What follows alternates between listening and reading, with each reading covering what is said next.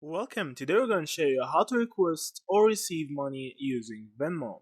So if you want to get money from another person using the Venmo app, I'm going to show you how to do that step by step. First, you need to open the Venmo app as see from here. After that, you will need to click on the V button on the middle down corner as see from here. It says pay or request.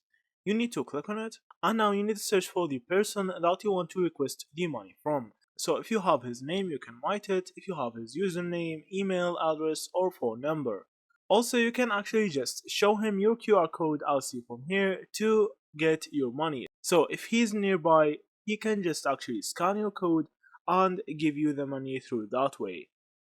So after you give him the code as see from here, you can now just write the amount that you want to request from that person. After that, now you can just write the reason why you are requesting this money and hit on request. Now after that, the notification for paying or the invoice will be sent to that person and he can accept it or deny it. So after that, he will pay you the money and the money will reach to your Venmo account. So that's it. Thank you for watching and see you in the next videos.